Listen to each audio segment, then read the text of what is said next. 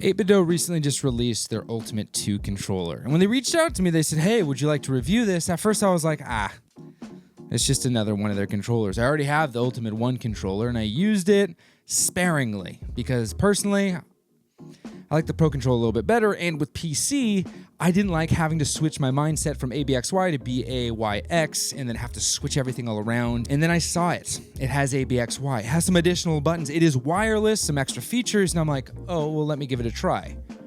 And then I proceeded to use it while playing Elden Ring. And I went from beating Millennia all the way through the whole DLC. This controller has become a permanent fixture in my gaming. Let's talk about it. So the first thing we'll do is a little quick comparison between the old one and the new one. Old one, very simple. Design, ABXY, right? The orientation we're used to. All of the buttons and everything are good. It has great thumbsticks, very, very decent componentry on the back. You have the charging, like the little things that make contact with the charger, does ship with the charger, as well as you have different profiles you can program on this. All features that we have, no differences there. Where we start to see some differences between the two is in the componentry around the thumbsticks, as well as the triggers. This was something I didn't really know I needed until I got it. So the triggers on this guy, Ultimate 1, full pull triggers. Here we go with the Ultimate 2. We have clicky buttons. Clicky, clicky. Oh wait, I don't want clicky buttons. We now have full pull triggers. This isn't a stop, right? In some controllers, you switch it over and it's a complete stop, like a thing gets in there and it only half pulls. No, this is an actual sensor that switches in, and as you click it, it is a tactile button.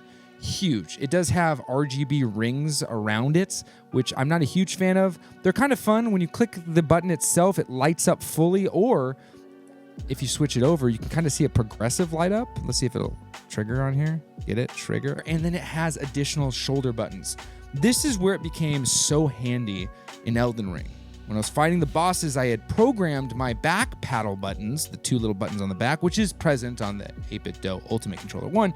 I programmed those to be shortcuts. So I pressed the button, it triggered my pouch, which now triggered my D-pad to activate different potions or whatever, which I programmed to the shoulder buttons. And so I never had to actually take my fingers off the thumbsticks when fighting enemies. This is huge in a game like Elden Ring. Some think that this kind of componentry is necessary in first-person shooters only.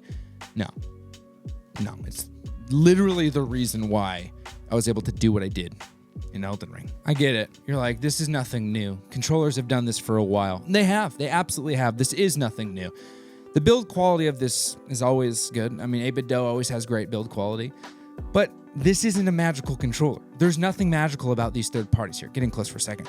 The reason why I enjoyed this so much is price point's great, but for me, it was the all-in-one package. I'm not looking for the most perfect controller in the world. It doesn't exist. You see, the most perfect controller for me would be a DualSense controller. It is detected with all haptic feedback and all sorts of things wirelessly, and I can use it with my Nintendo Switch as well as my PC.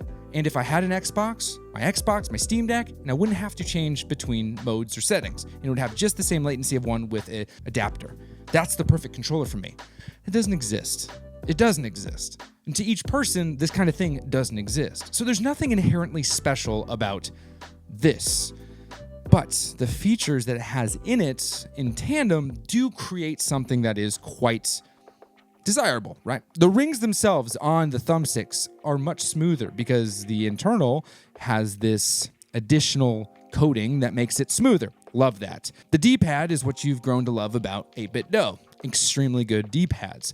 It has a charging dock that ships with it. You don't have to pay extra for it, which is very, very nice. And with the charging dock, you have USB pass-through. Now, something that I found to be kind of odd is they went with USB-C for the adapter. My PC only has one USB-C port.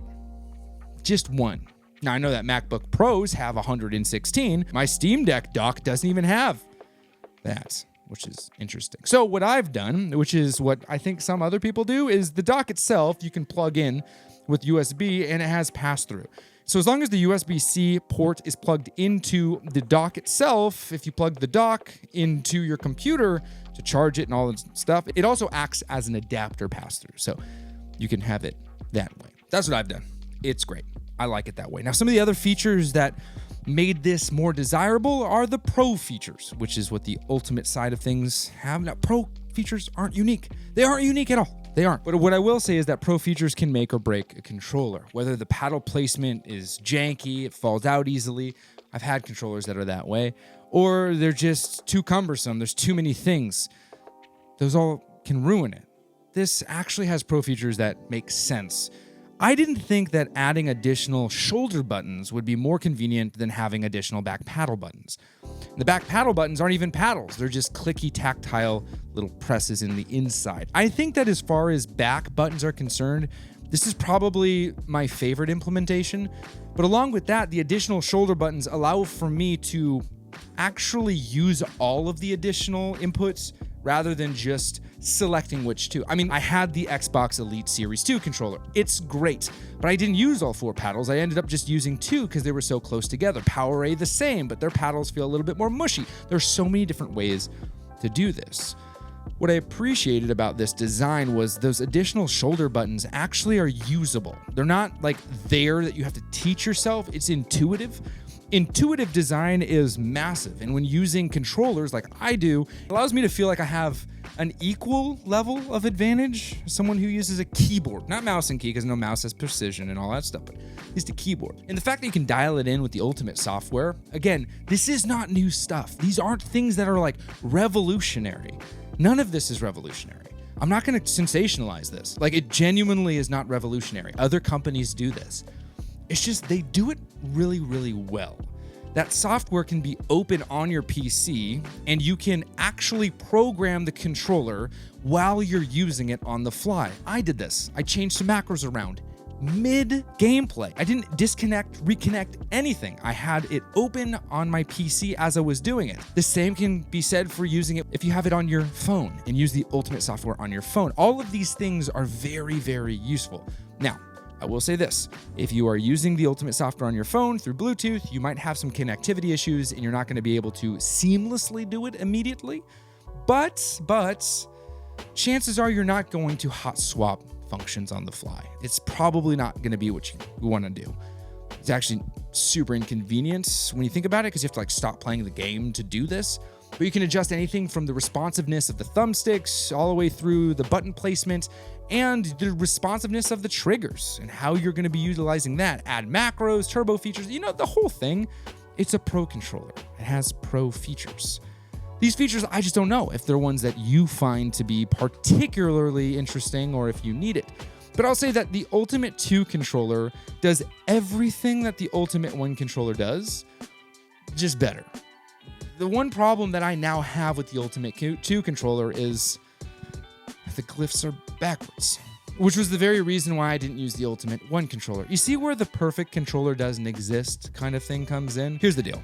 The controller's great. I enjoy it. I genuinely like it. I've used it every day since I've gotten it. I've had it for about a week now. I had it a few days before launch. Couldn't tell you guys about it because agreements. But I would say as far as a third-party controller is concerned, it's nice. It's real nice. I like it. I think it's a great controller. And I can't sit here. Well, let me phrase this. I'm not going to sit here and recommend you go out and buy it because I don't want you to feel like you have to buy anything. But what I can say is if you're going to look to buy a controller and you were thinking of whether or not this one was worth it, I would say this is worth the price that it has. If everything I talked about until this point is something that you actually need in a controller, this does it really, really well. And I'm a huge fan of 8Bitdo in general. Got some other controllers that they're sending me. We're going to talk about it. Internals are great. Externals are awesome. Let me know what you think about it. Let me know if you picked one up, which color you got, because there's 3 different colors, purple, white, and black. I got black because they didn't have pink. All right. You guys are awesome. Have a good one. Play more.